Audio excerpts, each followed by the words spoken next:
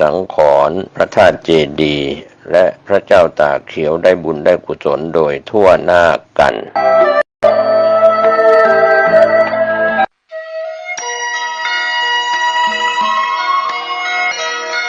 ข่าวสารเพื่อการประชาสัมพันธ์ขอเชิญชวนนักศีลนักบุญในคราวครั้งนี้นำปัจจัยบูรณวิหารเสาหน้าซุ้มประตูหน้าต่างทาสีรอบอาคารรูปปั้นพญานาคให้แล้วเสร็จต่อไปปัจจุบันมีพระครูประภัชชัยคุณเป็นเจ้าอาวาสวัดชัยสถานป่าเศร้าน้อยเจ้าคณะตำบลสันปุเรยเขต 2ท่านสามารถติดต่อสอบถามรายละเอียดและร่วมทำบุญได้ที่0876572276 0876572276 ณ วัดชัยสถานป่าเศร้าน้อยตำบลสันปุเรยอำเภอดอยสะเก็ดจังหวัดเชียงใหม่ได้บุญได้กุศลได้ความดีได้อนุโมทนาโดยทั่วหน้ากัน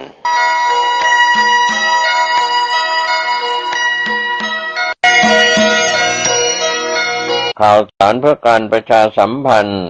7:30 นาทีเป็นต้นไปภิกษุสามเณรแม่ชีโยคีศรัทธาสาธุชนพร้อมกันพิธีทำบุญทักษิณานุปทานน้อมอุทิศถวายบูชาคุณบุรพาจารย์เดชพระคุณพระพรหมมงคลไฝปัสสนาปู่ทองสิริมังคโร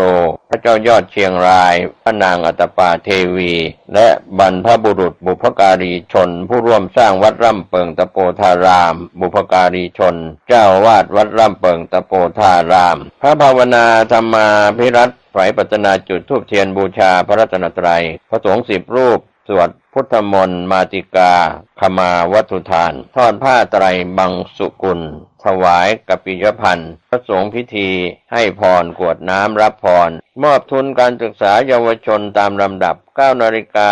เป็นต้นไปพระภาวนาธรรมาภิรัตน์ไฝปัสสนารับสายทานศรัทธามุทิตาสการะจากพระมหาเถระพระเถรานุเถระคณะสงฆ์สหธรรมิกศิษยานุศิษย์คณะศรัทธาประชาชน 3 นาฬิกาเป็นต้นไปคณะสงฆ์คณะศิษยานุศิษย์พิธี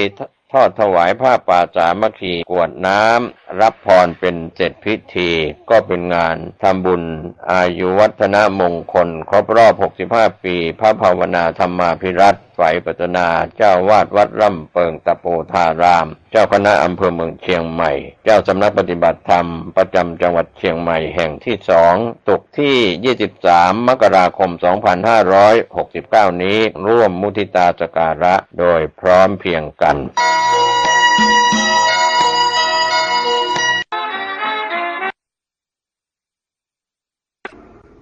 เราเรียกว่าสติมันเป็นหมอก็ได้เป็นพยาบาลเป็นยามันเป็นหมดทุกอย่างเรียกว่าสติเปรียบเสมือนปัจจัย 4สติเป็นมากกว่าปัจจัย 4ในการดำรงชีพของเราเมื่อเราขาดสติสมบัติที่มีอยู่ก็ไม่มีค่าเราจะเห็นได้ว่าสมบัติที่เรามีอยู่ก็ไม่มีค่าในพวกเราทั้งหลายเมื่อเราขาดสติแล้วใช้ทรัพย์สมบัติที่มีอยู่ก็ไม่เป็นในพวกเราทั้งหลายใช้วัสดุคารุภัณฑ์ก็ไม่เป็นประโยชน์เกิดประโยชน์เพราะเมื่อเราขาดสติเมื่อเรามีสติเราจะใช้ทรัพย์สมบัติที่มีอยู่ให้เป็นประโยชน์เกิดประโยชน์สูงสุดต่อการดำเนินชีวิตของเราจะใช้วัสดุคารุภัณฑ์ให้มันคุ้มที่สุดในการดำเนินชีวิตของเราแต่ละวันดังที่บอกเราว่าสติจะเห็นความจริงรู้ความจริงให้ค่าความจริงเห็นสิ่งที่เป็นประโยชน์ให้อยู่กับสิ่งที่เป็นประโยชน์ใช้สิ่งที่เป็นประโยชน์ให้เกิดคุ้มให้คุ้มสูงสุดของการมีชีวิตอยู่ในพวกเราทั้งหลายเรารู้ว่าสติมันมีพลังและมีอานุภาพเรามีชีวิตมาถึงทุกวันนี้ก็เพราะสตินั่นแหละ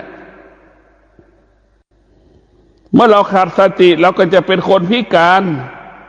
เมื่อเราขาดสติเป็นคนไม่สมประกอบตาบอดมือด้วนแขนด้วนเห็นไหมอย่างที่เราเห็นอยู่ขาดสติเมื่อเรามีสติ พวกเราทั้งหลายสติจะรักษาอวัยวะของเราสติจะเป็นผู้รักษาอวัยวะร่างกายของเราก็เห็นว่าคนที่ขาดสติอวัยวะจะหายไปบางส่วนแข้งก็หายมือก็หายแล้วเราขาดสติอวัยวะบางอย่างจะหายไปจากกายเราเมื่อเรามีสติอวัยวะครบสมบูรณ์บริบูรณ์ผู้ที่มีสติก็คือเป็นผู้ที่ไม่ประมาทในพวกเราทั้งหลายผู้ที่มีสติเป็นผู้ดำรงตนเป็นผู้ไม่ประมาทในการดำเนินชีวิตผู้ที่มีสติผู้ดำรงตนอยู่ในเงื่อนไขของสมาธิและปัญญาเรียกว่าสติสมาธิปัญญาสติสมาธิปัญญาเปรียบเสมือนแสงสว่างพระอาทิตย์นั่นแหละสติสมาธิปัญญาเปรียบเสมือนแสงสว่างพระอาทิตย์เที่ยงวันนั่นแหละสว่างไสวอย่างนั้นแหละพวกเราสติสมาธิเปรียบเสมือนพระจันทร์เพญ15 ค่ำสว่างไสวอย่างนั้นแหละพวกเราทั้งหลายถ้าไม่รู้สิ่งที่เราไม่รู้เราก็ได้รู้เพราะเรามีสติสมาธิจะเกิดคำว่าละเอียดปาณีตสุขุมรอบคอบบุคคลที่มีสติบุคคลที่มีสมาธิทำที่คนอื่นเขาไม่ทำที่คนอื่นเขาทำไม่ได้ดังเช่นหลวงปู่มั่นเห็นไหมเป็นผู้ที่มีสติมีสมาธิมีปัญญาหลวงปู่มั่นก็เป็นมนุษย์หลวงปู่มั่นก็เป็นพระสงฆ์แต่เหตุใดหลวงปู่มั่นจึงอยู่เหนือมนุษย์จึงอยู่เหนือพระสงฆ์ทั้งปวงก็เพราะหลวงปู่มั่นอุดมสมบูรณ์ไปด้วยสติสมาธิปัญญาจึงทำให้หลวงปู่มั่นอยู่เหนือมนุษย์อยู่เหนือคนทั้งโลกทำนี่แหละจะทำให้เราอยู่เหนือคนทุกคนเป็นคนเสมอเหมือนกฎเหมือนกันหมดคนที่มีสติก็ย่อมแตกต่างจากคนที่ขาดสติคนที่มีสมาธิย่อมแตกต่างจากคนที่ไม่มีสมาธิคนที่มีปัญญาย่อมแตกต่างจากคนที่ขาดปัญญาเพราะฉะนั้นพวกเราทั้งหลายหลวงปู่มั่นอุดมสมบูรณ์ไปด้วยสติสมาธิปัญญาหลวงปู่มั่นจึงเป็นคนที่อยู่เหนือคนเป็นพระสงฆ์ที่อยู่เหนือพระสงฆ์เพราะหลวงปู่มั่นกลายเป็นพ่อแม่ครูบาอาจารย์ของลูกหลานสืบมาจนปัจจุบันนี้เป็นพ่อเป็นแม่กรรมฐานของลูกหลานที่สืบเรียนรู้อยากรู้เรื่องกรรมฐานก็ต้องคิดถึงหลวงปู่เป็นหลักเพราะนั้นหลวงปู่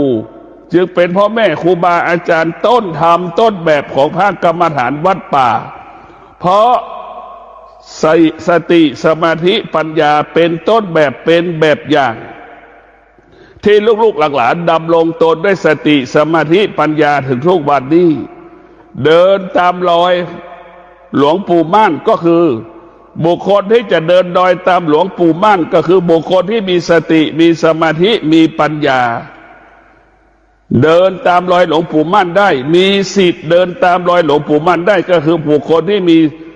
สติสมาธิและปัญญาเท่านั้น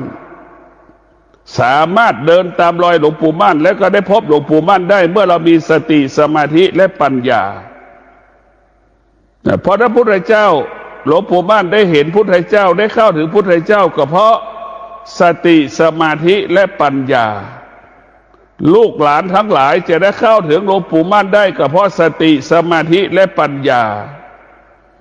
หลวงปู่มั่นก็เปรียบเสมือนพระพุทธเจ้าองค์ใหม่ของคนไทยชาวพุทธไทยหลวงปู่มั่นก็เปรียบเสมือนเป็นพระพุทธเจ้าของพระผู้ที่ปฏิบัติเพราะฉะนั้นถ้าไม่มีหลวงปู่มั่นแล้วจะไม่มีต้นแบบในการพระกรรมฐานเพราะหลวงปู่มั่นเป็นผู้ที่ฟื้นฟูคำว่าพระกรรมฐาน เพราะรับสติสมาธิและปัญญาเนี่ยหลวงปู่ม่านจึงเป็นมนุษย์ที่อยู่เหนือมนุษย์เป็นมนุษย์ที่แตกต่างจากมนุษย์เป็นพระสงฆ์ที่แตกต่างจากพระสงฆ์หลวงปู่มั่นเห็นพระธรรมเห็นธรรมใหญ่กว่าสิ่งอื่นๆเห็นสิ่งอื่นๆเป็นเรื่องไร้สาระเห็นธรรมเห็นสติเห็นสมาธิเห็นปัญญาเป็นแก่นเป็นสาระของธรรมหลวงปู่มั่นจึงดำรงตนด้วยธรรมหลวงปู่มั่นจึงเห็นศาสนธรรมเนี่ยเป็นสิ่งที่ยิ่งใหญ่จึงให้ความสำคัญศาสนธรรมแต่พวกเราทั้งหลายเห็นว่าหลวงปู่มั่นจึงไม่ได้สร้างศาสนวัตถุใดๆหลวงปู่มั่นหน้าที่ก็คือสร้างศาสนธรรมศาสนธรรมนี่แหละคือเป็นที่หลวงปู่มั่นเป็นผู้สร้างแล้วก็มอบมรดกให้เราสืบทอดมาถึงทุกวันก็คือศาสนธรรมคำสอนที่พระพุทธที่หลวงปู่มั่นได้ศึกษาเรียนรู้และนำถ่ายทอดมาถึงพวกเราทุกวันปัจจุบันนี้นี่แหละคือสติผู้ที่มีสติผู้ที่มีสมาธิผู้ที่มีปัญญาย่อมแตกต่างจากบุรุษทั่วไปย่อมแตกต่างสตรีทั่วไปทั้งสตรีและบุรุษจะยอมรับยกย่องสรรเสริญบุคคลที่มีสติสมาธิปัญญาและเราจะเห็นได้พวกเราทั้งหลายเราต้องพิจารณาว่าธรรมะในสำคัญที่สุดธรรมะที่สำคัญ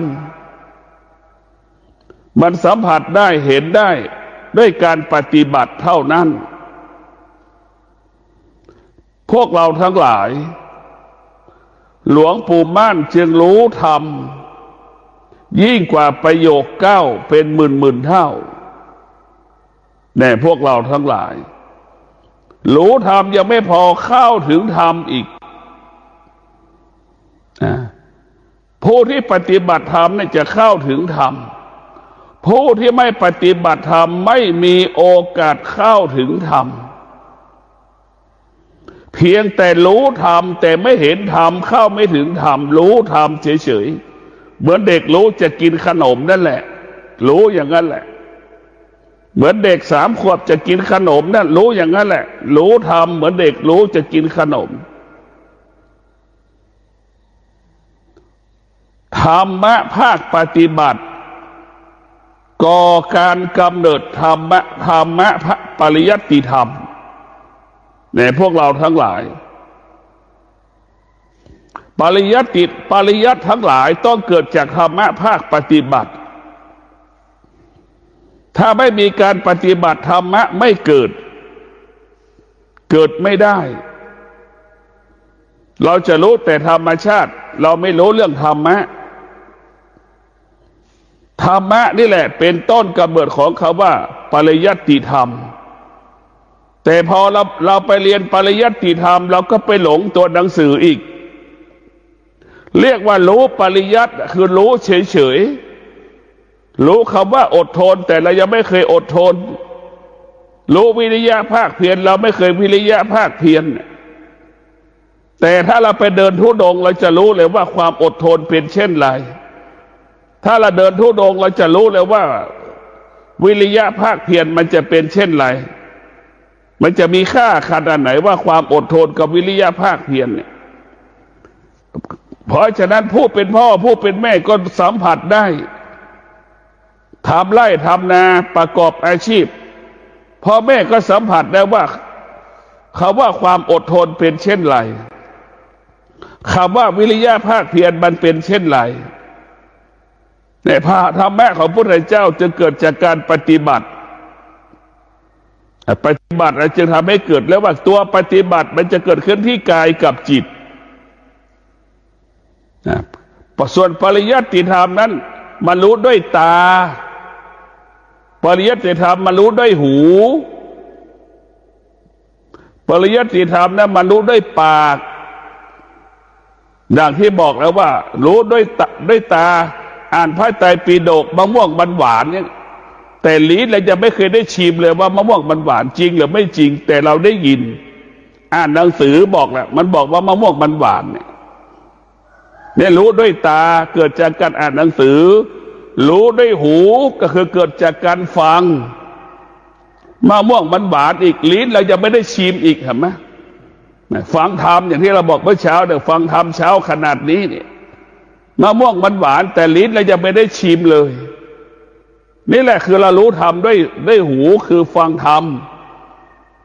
ถ้าเราเอาธรรมะภาคปฏิบัติมันก็ขัดแย้งกันนะกับคำว่าสุจิปุริเนี่ยมันก็ขัดแย้งกันอยู่ธรรมะภาคปฏิบัติเกิดจากคนส่วนมากก็เกิดจากคำว่าธรรมเกิดจากปากหรือมั้ยจากตาจากหูสุดท้ายเกิดจากปากสนทนาธรรมกันวิชาชนาธรรมกันแลกเปลี่ยนความรู้กันเนี่ยมันเป็นเพียงแค่คำพูดจึงเกิดคำว่ารู้ธรรมเพียงคำพูดรู้ธรรมด้วยหูรู้ธรรมด้วยปากรู้ธรรมด้วยตาคือตัวหนังสือนั่นแหละรู้ธรรมด้วยหูในการฟังรู้ธรรมด้วยปากสนทนาแลกเปลี่ยนความคิดกันแต่ก็สู้ด้วยการปฏิบัติธรรมไม่ได้มะม่วงมันหวานเราก็ชิมแล้วมะขามมันเปรี้ยวเราก็ชิมแล้วลำไยมันหวานเราก็ชิมแล้วนี่แหละคือกรรมภาคปฏิบัติเหมือนลิ้นและสัมผัสกับรสชาติมะม่วงลำไยลิ้นจี่เราต้องรู้แหละนี่แหละคือเรียกว่าธรรมะภาคปฏิบัติเพราะฉะนั้นธรรมะภาคปฏิบัติพ่อแม่ครูบาอาจารย์ถึงสอนว่าฟังมากก็หลงมากอ่านหนังสือมากก็หลงมากแล้วทุกอย่างมันจะหลงหมดถ้าเราไม่ปฏิบัติธรรมะมันทุกวันนี้ธรรมะเป็นของนอกกายเป็นของนอกกายหมดแต่ธรรมะภาคปฏิบัติเป็นธรรมะที่อยู่ในกายเนี่ยเอากายมาเป็นธรรมเอาจิตมาพิจารณาธรรมเนี่ยพวกเราทั้งหลายพิจารณากายของเราเนี่ยคือเป็นโต๊ะพระไตรปิฎกชั้นหนึ่งจิตของเราด้วยแหละเป็นจิตของผู้ที่อ่านพระไตรปิฎกจึงเกิดคำว่าเห็นกายเห็นธรรมเข้าถึงกายเข้าถึงธรรม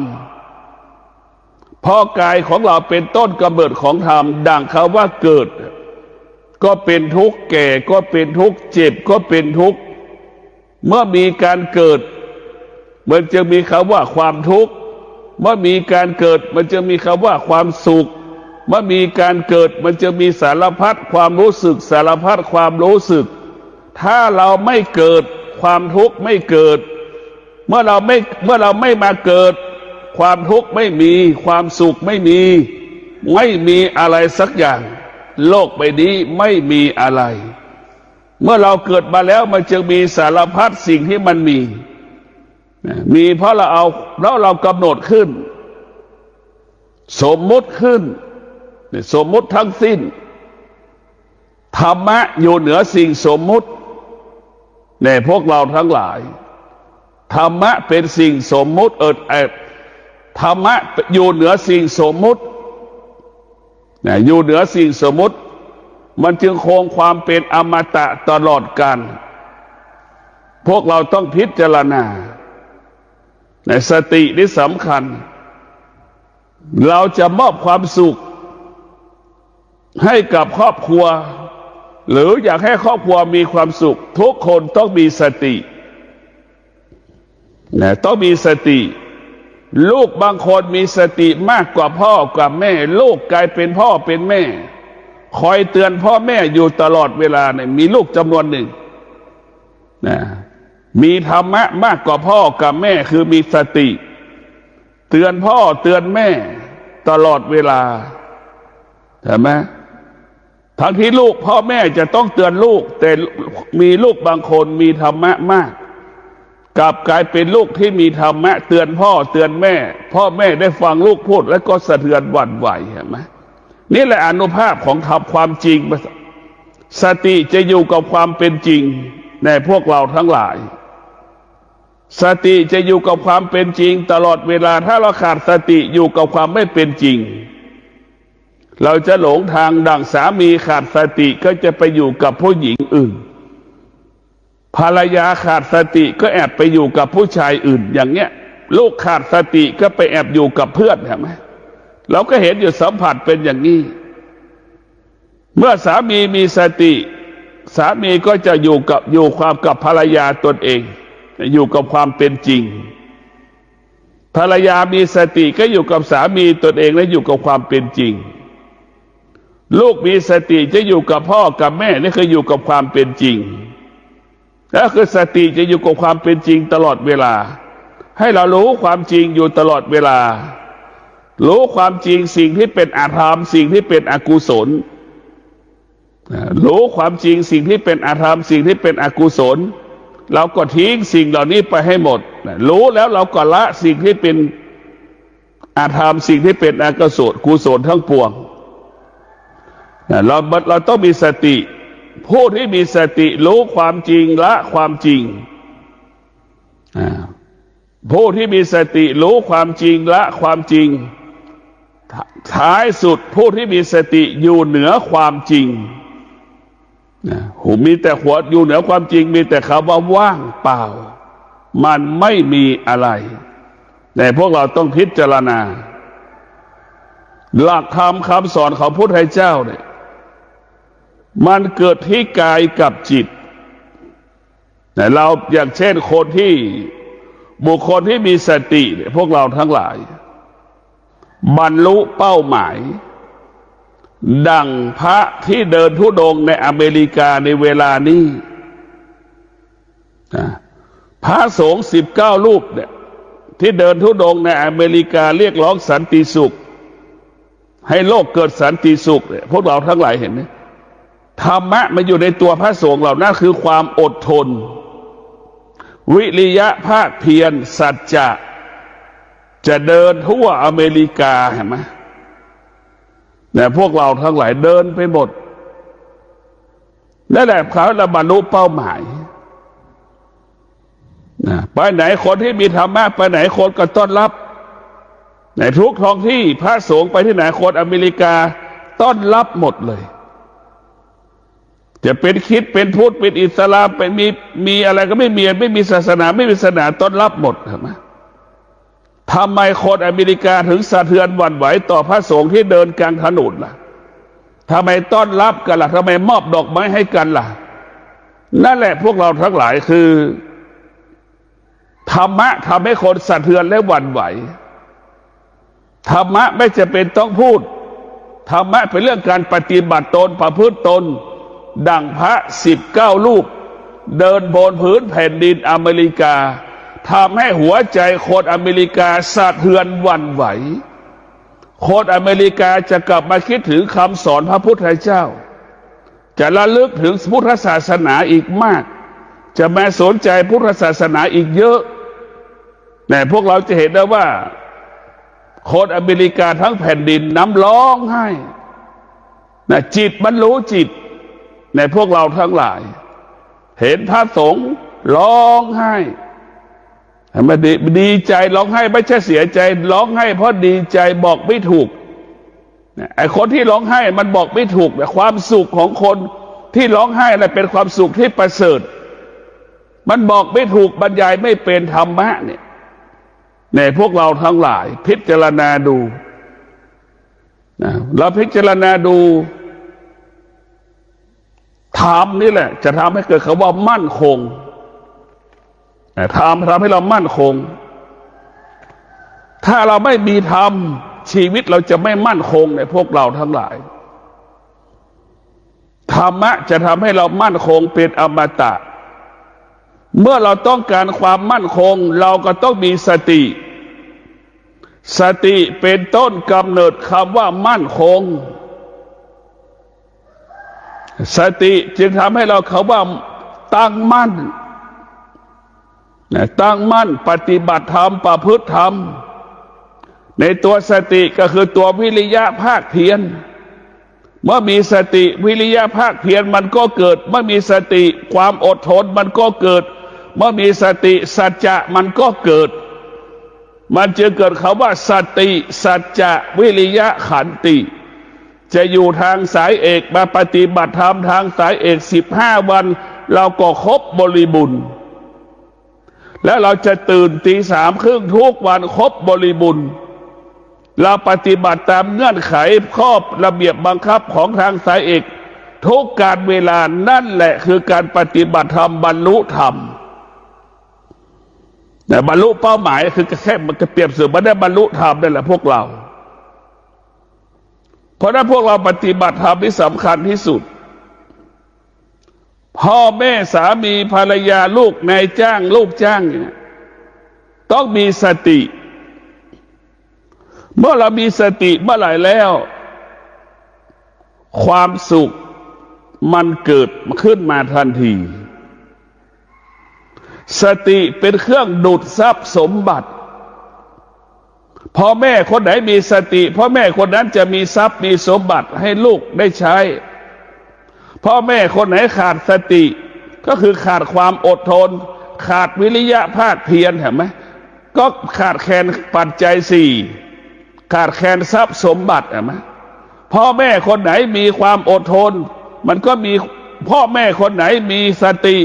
เมื่อมีสติมีความอดทนเมื่อมีสติก็มีวิริยะภาคเพียรพ่อแม่ผู้นั้นก็อุดมสมบูรณ์ไปด้วยทรัพย์สมบัติปัจจัย4ลูกก็มีความสุขในการดำเนินชีวิตเห็นไหมพวกเราทั้งหลายนี่ธรรมะของพระพุทธเจ้ามันไม่ใช่เรื่องยากเกินไปพวกเราเพราะมันอยู่ในร่างกายของเราเพียงแต่เราไม่เห็นธรรมเราไปเห็นธรรมชาติมากกว่าธรรมแต่เราต้องเห็นธรรมเหนือกว่าธรรมชาติธรรมะที่สำคัญที่สุดโดยสติและต้องใช้สติจิตบุคคลใดอาศัยสติจิตบุคคลผู้นั้นก็จะมั่นคงฤดูร้อนปรากฏก็สู้ฤดูหนาวปรากฏก็สู้ฤดูฝนปรากฏก็สู้นี่แหละสติจิตไปอาศัยสติจิตพึ่งพาสติมันจะอยู่เหนือละความว่าฤดูร้อนฤดูหนาวฤดูฝนมันจึงทำให้ชีวิตนั้นอุดมสมบูรณ์ไปด้วยทรัพย์สมบัติปัจจัย4ผู้ปฏิบัติธรรมก็เช่นเดียวกันมีสติฤดูร้อนปรากฏก็ปฏิบัติธรรมได้ฤดูหนาวปรากฏก็ปฏิบัติธรรมได้ฤดูฝนปรากฏก็ปฏิบัติธรรมได้จึงทำให้ชีวิตของผู้ปฏิบัติอุดมสมบูรณ์ไปด้วยศีลสมาธิปัญญาอุดมสมบูรณ์ไปด้วยศีลสมาธิปัญญาพวกเราต้องพิจารณาไม่มีสิ่งใดที่ประเสริฐกว่าสติไม่มีสิ่งใดเลิศกว่าสติไม่มีสิ่งใดงดงามกว่าสติสติเนี่ยเป็นสิ่งที่งดงามที่สุดสติเนี่ยเป็นอัญมณีชั้นหนึ่งของผู้ปฏิบัติธรรมผู้ปฏิบัติธรรมจึงให้ค่าสติเหนือกว่าอัญมณีใดๆบนโลกใบนี้ขอความสุขสวัสดีจงเกิดแก่ท่านทั้งหลายดำเนินชีวิตวันนี้ขอให้มีสติก็มีข้าวกินมีสติก็มีเงินใช้มีสติก็มีเงินใช้หนี้พวกเราทั้งหลายมีสติก็มีเงินเก็บตรงกันข้ามขาดสติก็ไม่มีเงินใช้หนี้ขาดสติก็ไม่มีกินขาดสติก็ยากจนเมื่อมีสติก็ร่ำรวยขอเจริญพร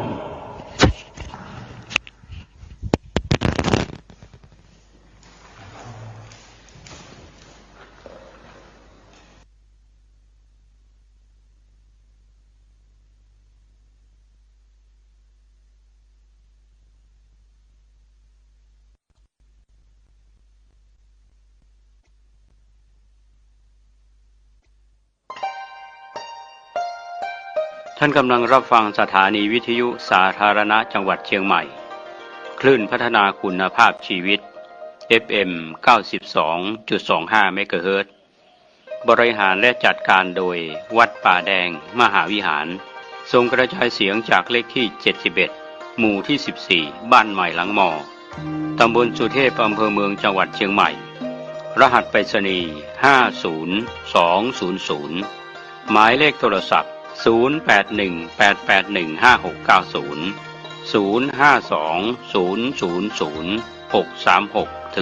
052000636-7